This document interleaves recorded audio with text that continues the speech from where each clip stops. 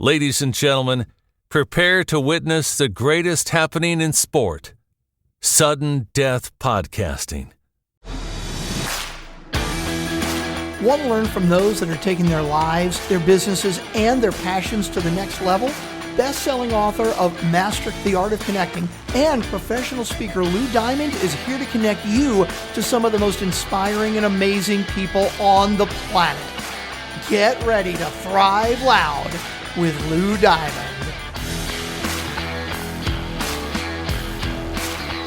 Welcome to a spectacular, oh my God, I can't believe I finally get to do this episode of Thrive Loud with Lou Diamond, connecting you to the most inspiring and amazing people that are thriving each and every day.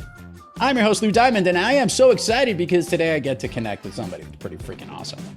After 12 years of her career as a full-time acupuncturist, for the record, I love acupuncture, she had bought a ticket for the burnout cycle and rode that ride for many years, but now she's giving back to help others, most notably through her well-renowned, completely awesome, if you aren't listening, hopefully you're listening to this show, but then you'll now want to listen to her show even more, Fried, the Burnout Podcast, because I have the host, the star, speaker, amazing person, and really someone you got to connect with, Cait Donovan, here on Thrive Loud. Hello, Cait.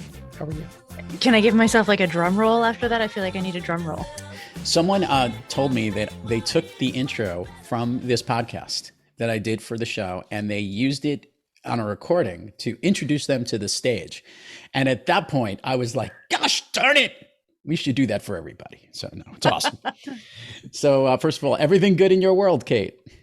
Everything is great in my world. The sun is shining. It is no longer snowing, which is lovely because this past week has been, I mean, I don't know when this will air, but you know, that awkward end of winter time where it decides to snow and then go away the next day and then snow and then go away the next day. I'm over it, but the sun is out now. So everything's great. I think the reason that the word March, the month of March, when we're recording this and when this will air, has the letter M, or the word mud has a letter M, has something to do with it, because that's what I always equate March with. There's just a lot of mud everywhere for exactly what you just described. Totally get it. Yeah.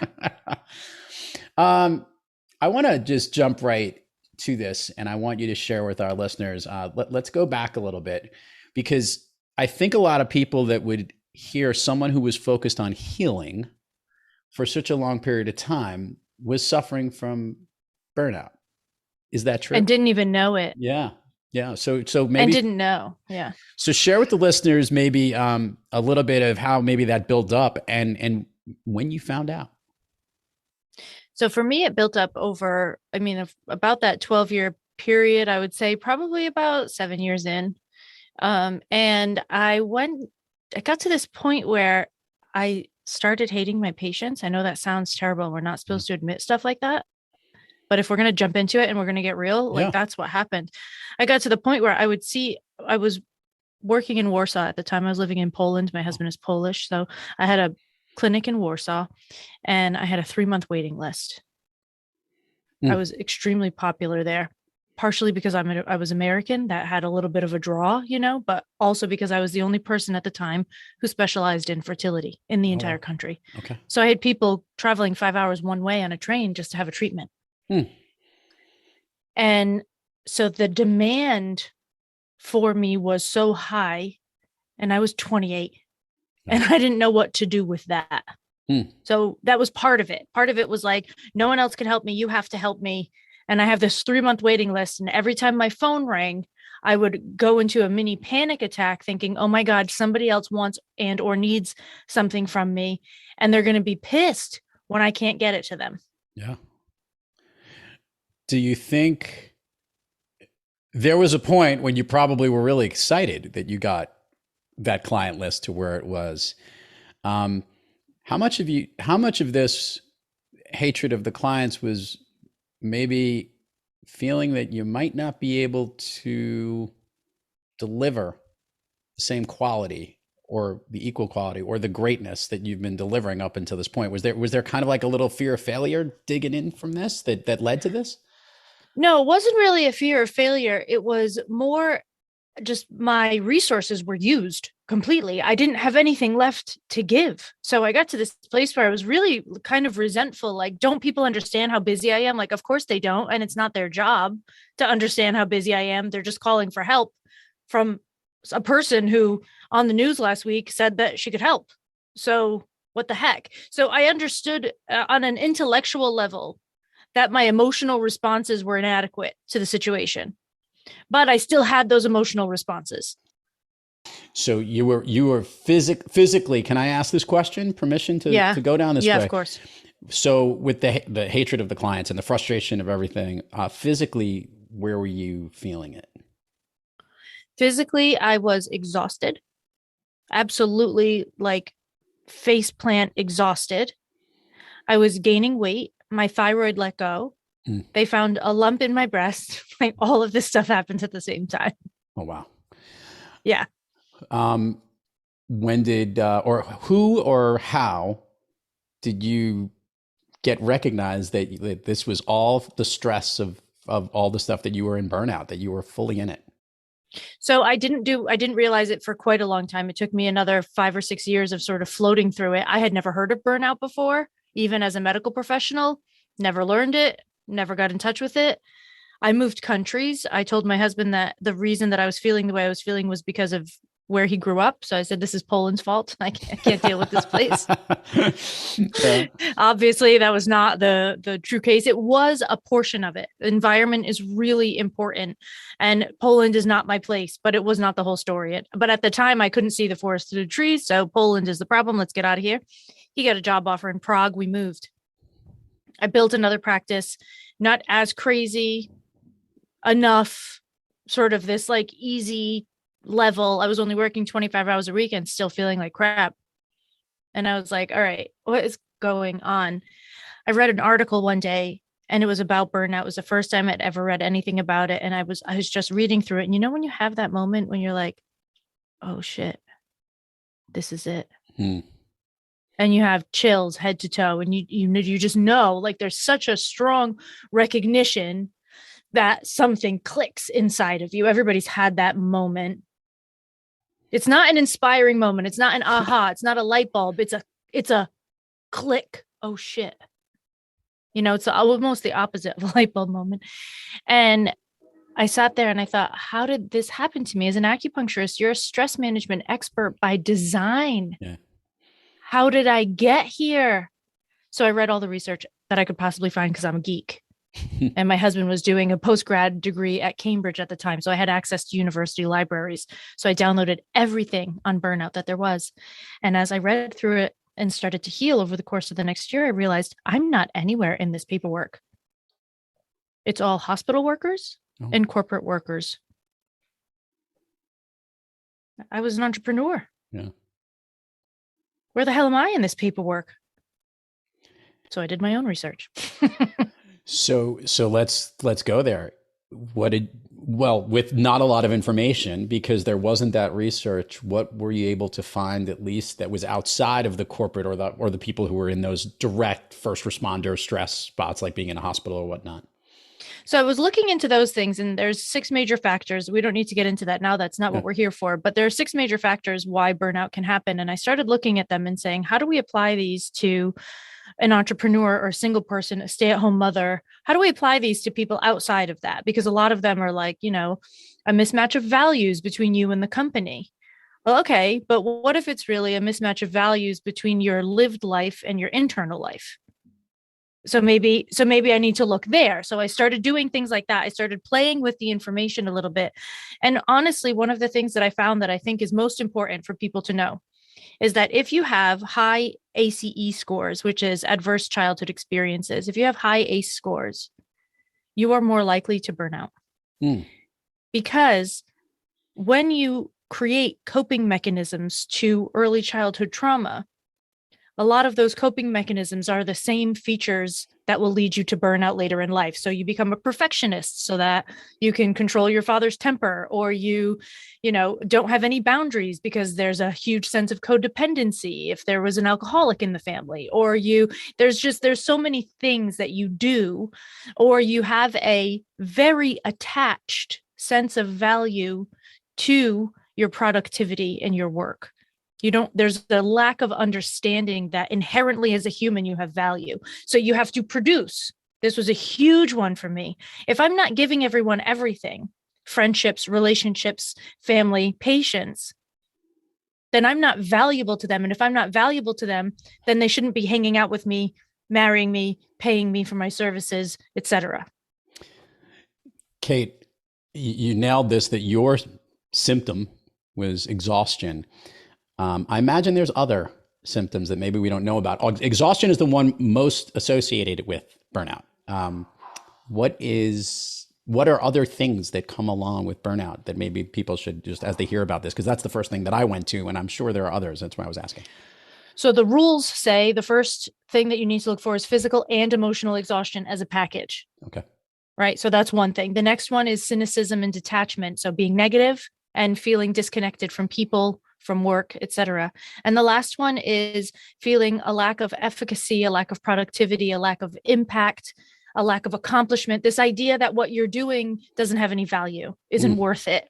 So those are the three things that are the definition of burnout, according to researchers and this is what the World Health Organization adopted as its definition.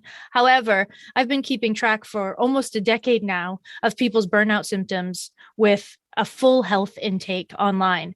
And the graphs are very clear. Muscle tension, headaches and migraines, digestive upset, low libido, trouble sleeping, right? It could be literally anything, but these are some of the top items that almost everybody complains about. And you hit another one, which is obviously, look, when our body hits a lot of these stress, and I'm a big fan of this, a believer of this, not a fan of it, that cancer or other things like that, other problems can metastasize or be created because of all of these other underlying factors. You agree with that? I think that we can create an environment that is ripe for upheaval in one way, shape, or form. Because what I don't want people to think is, oh my God, I let myself go there and I caused my cancer. No, we're all getting cancer all day, every day, but normally our body just deals with it. That's just what our body does. It's designed that way. It's magical. When it's really busy doing a lot of other things, sometimes it doesn't have the ability to maintain that.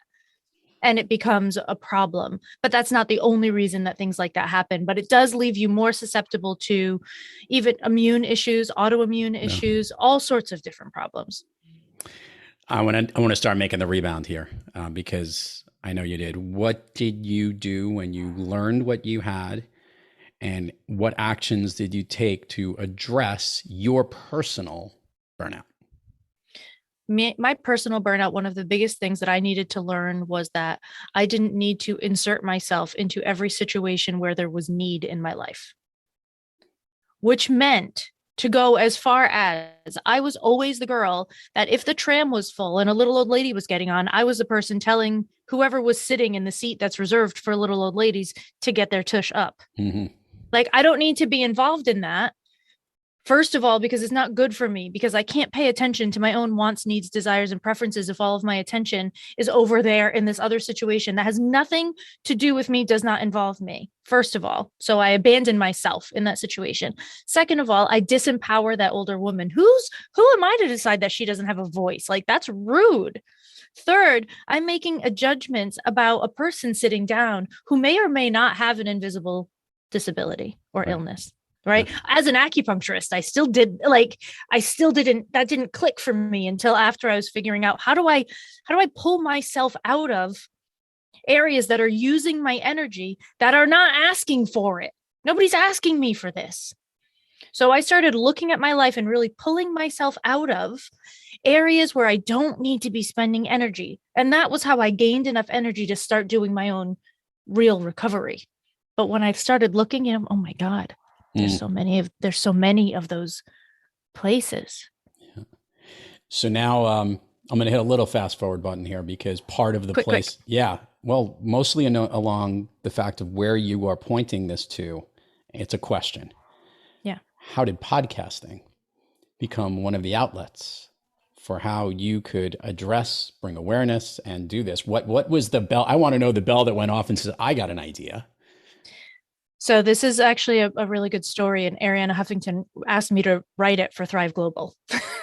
So I did. Do we get a preview from it, or you already wrote it? Okay. It's already there. It's already there. Good. So I moved back to the States with my husband, who, like I said before, is Polish. So he had never lived in the States before. We moved with his job. So I got here. I didn't have a job. I wasn't earning any money, had to build from scratch again, third country, third time building from scratch.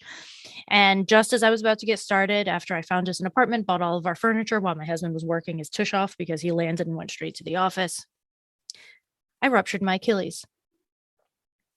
Kickboxing and getting out stress. Yeah, exactly. So I ruptured my Achilles and ended up not being able to stand for 16 weeks. Real hard to build an acupuncture practice when you can't stand.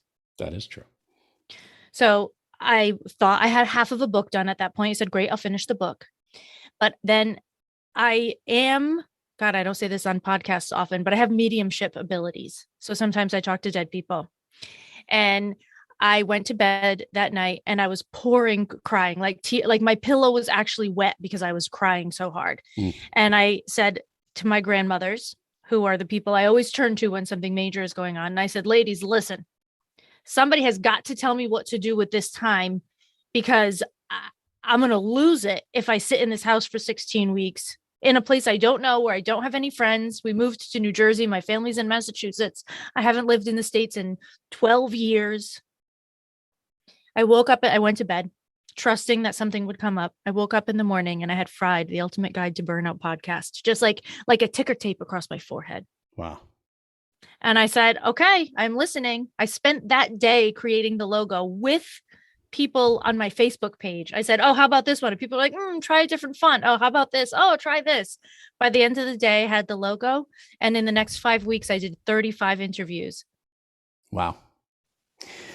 Thrive Lab listeners need to know, I'm looking at our logo behind her head, which is the most brilliant. It's basically like a frying pan, Fried, the Burnout Podcast with Cait Donovan, with as if the word fried is actually almost sizzling. And not only that, now I want to dive into it. Listeners, we'll put the links here, obviously, to go hear this. You got to go listen to this program, not only because you've already heard what an amazing individual Cait is and how she's had challenges, but now we haven't even talked about her bridge in between, but this show is definitely a component of it. And that's where I want to ask, those crazy interviews you did in the beginning, tell me, everyone always has a vision of what they might think the show is supposed to be in the beginning, and then it kind of just morphs into something different or organic. Was that the instance for you, Cait? Yeah, it was. When I first started, what I really wanted out of the show, when I woke up that morning and I thought, okay, I'll do this. And then I said, okay, well, how am I going to use it well? And I stopped and I said, okay, well, I need more stories for my book, because I don't want my book to just be about me. It is my story, of course, and I am all over it. However, I want there to be some stories outside of my experience. So I started asking people, can I use this for the book? Can I talk about this in the book? So it gave me some oomph for my book. And that was kind of my only goal. And then within short time, people started contacting me for coaching. I wasn't talking about my coaching on the podcast. I didn't even connect at the time. Great businesswoman that I am. I didn't connect at the time that I could use the podcast for lead generation. So I wasn't doing that but people started reaching out. And then I had a few interviews that I did that I was like, that wasn't very good. Those weren't very good. And then I released them and I had people writing me like emails like, oh my God, this changed my life. And I was thinking, all right, I have to get out of the way of this podcast. This podcast, I feel like Fried now lives its own life and I am its guardian. Like I am no longer its creator. Fried grew up. Fried is an adult, still lives in my basement. I pay for all of the things, right? But Fried is an adult living its own life. I love that. At this point. Yeah, for the record, that's Thrive Loud. I actually call a monster that I have no control over anymore. It's no longer an adult. It's actually a beast beyond belief that I can't control, and it's everywhere. But I totally feel you there. And one, I want to give you kudos. One, for literally reading the ticker tape across and then just diving into it. Two, I also want to give you credit. You're a heck of an interviewer, and that is actually what I want to ask you, because believe it or not, that is a skill that only gets better with age and with frequency. Have you gone back and listened maybe to yourself early on, and then like from first to wherever we are now, or not yet? You haven't listened at all. I'm curious. She's nodding her head. So no, I haven't listened at all, but I will. You have to remember that I have done over 30,000 acupuncture treatments in my career. Yeah. That means I have spoken to and interviewed, in a sense, and tried to get good questions answered so that I could help people 30,000 times. 30,000. Sometimes the same people, but still, I had to ask deep questions to get the answers that I needed in order to serve people well. So I think that my interviewing skill came from my acupuncture practice. And before that, I was a bartender. Well, there you go. I mean, that was the whole piece. By the way, I literally can't think of any better analogy than poking and prodding when it comes to the work that you had to do in finding the pressure points and where that individual will react and converse and connect. So yes, you legitimately were doing it better than anybody. I want to give a brief shout out. I had to go back and look at this because this is one of those moments when you get a chance to correct yourself as a podcast host. It was a question I asked not too long ago, Jude Charles, an amazing filmmaker and storyteller, who shared when he came back on the program to launch his new book, his new book called Dramatic Demonstration. I asked him the question, have you left burnout? And his comment to me right then, he goes, no, I'm absolutely still processing through that. I am still in it. Which now lets me to lead this question. And thank you, Jude Charles, for letting me use that as that example. I'm asking you this question. How are you doing within your burnout today? I believe that I am a burnout-aholic, and I will always be in recovery. Yeah. So it's something that I have to look for always. The difference between my life now and my life then and through the first 2 years of my recovery, because it took 2 years, was that I am no longer afraid of it. I now really feel solid enough that I have the skills that when I dip my toe into the water, I say, oh, that's burnout water. It's time to step back. So I don't have a lot of fear around it. It does not control me anymore. It's not on top of me anymore. But it's in the background. I still have those tendencies toward people pleasing and over-serving and over-giving and overdoing and over-scheduling. And, I still have that. I love what you just said right now, because this is an important thing. And this is where I wanted to go with this. And this is, as a host of this show, I'm sure with your proximity to your own personal burnout, and obviously all of these guests and other people who are either experts on it or are currently going through it and talking about their journey, how much of a reliving or rewalking or maybe even painstaking component of those conversations are they? Understanding there's therapeutic components to what it is, no different than poking and prodding with the lovely things that you do in your previous line of work. But I'd love to know what the gift that you have received from being the host of Fried, the Burnout Podcast. The gift that I receive is the validation of how important this work is. First, I get it because I hear the stories that match my own. So I get personal validation from my own story. And then I get validation from other people. I get emails and DMs and messages and saying, this episode changed my life. And I think, holy shit. I wanted it to do that, but I was never bold enough to think that it would actually do it. I just hoped. Yeah. So I get double validation. That's awesome. I want to do this because I want to get to Fun Street and all that fun stuff, but I don't want to dismiss this because I want to use this plug section effectively for Thrive Loud listeners. We have an unbelievable community of people who are entrepreneurs, thought leaders. And by the way, many people who probably suffer in weird ways without even knowing it from burnout. So, Yeah. Kate, if you could share with the listeners, obviously everywhere where they can find it, but also maybe even some good warning messages or things that they can learn so that they can at least know how to address it just as, or self-diagnose it if need be, because I want to be that informative and purposeful with this plug section. So give it away.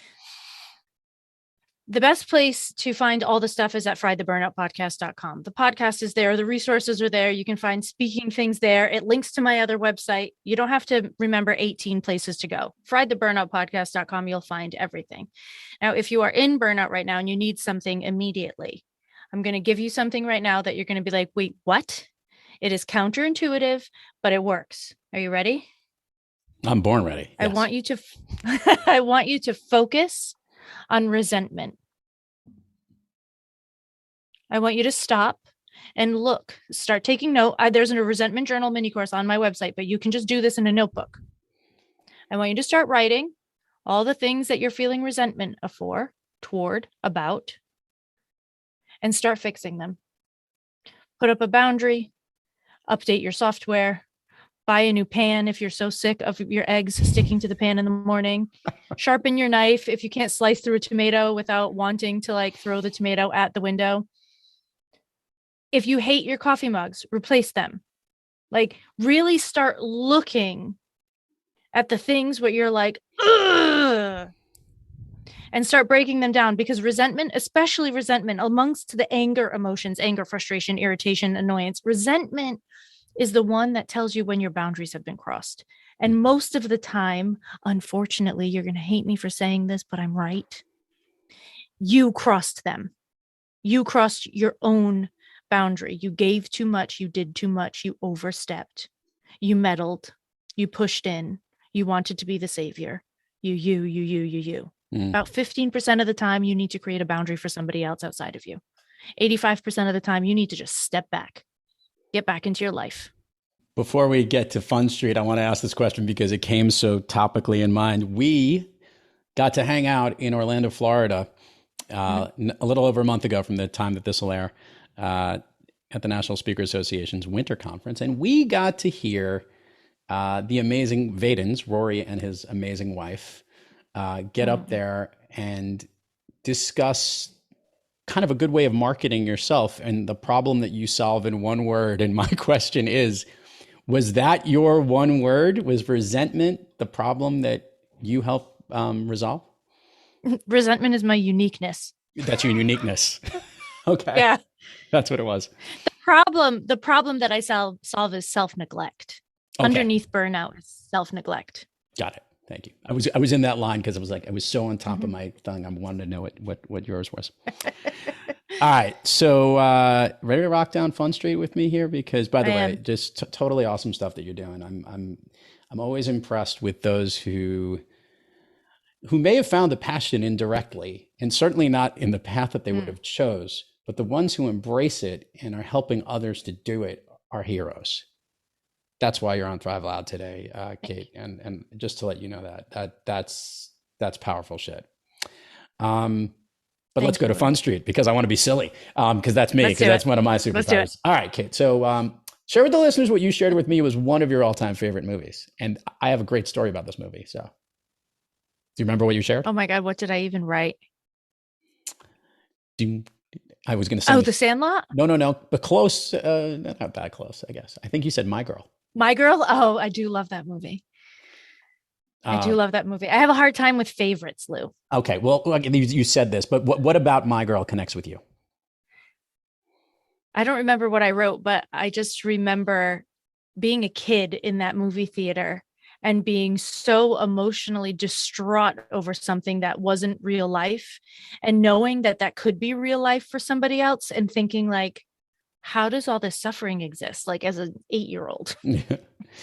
Well, there was the reason this movie connects with me, why I laughed at it, was I had a friend who was we were like best friends. She was slightly about the same age as me. And when she became a woman, using that terminology, however you want to call it. And she came back and yelled at me something very similar in the way they did in the movie, come back to me and, come back to me in 5 to 7 days or something like that.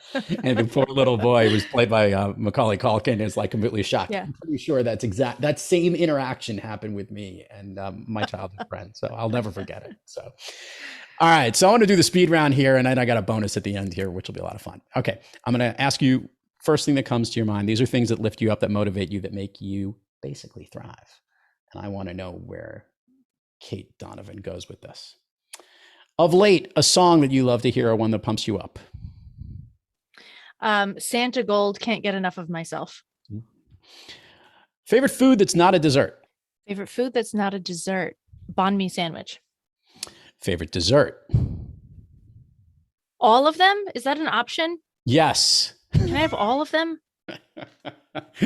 There's not a dessert that I don't enjoy. That is the best answer that we've ever had on Thrive Loud, and we're going to go with it. You can.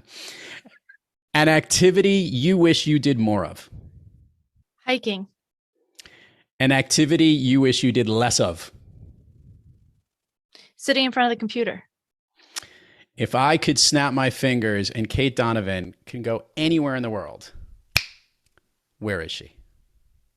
Right now, this is going to be a little bit of a sad answer, but right now I would go straight to Poland and support my friends and family who are going through this monstrous time. I have friends who have people in their home, refugees in their homes, people that are collecting food, people that are, I would go there. Cait Donovan, truly a pleasure and an honor to have you on Thrive Loud. If listeners don't understand why I do this show, then you missed the whole point of this whole episode, because there are super people in this world who thrive loud like Cait, and she is one of them. And I was honored, thrilled, and glad that you accepted my invitation to come on the program, but more importantly, that you shared your message here today. Thank you. Accepted. I never thought I'd get there. I was very excited. Thanks again. And everybody, check out Fried the Burnout Podcast. And to all our listeners out there, thank you for joining us. And until next time, keep moving onward and upward. And remember, be brief, be bright, be gone. I can't get enough. I don't know about you, but I can't get enough of myself. You've been listening to Thrive Loud with your host, Lou Diamond.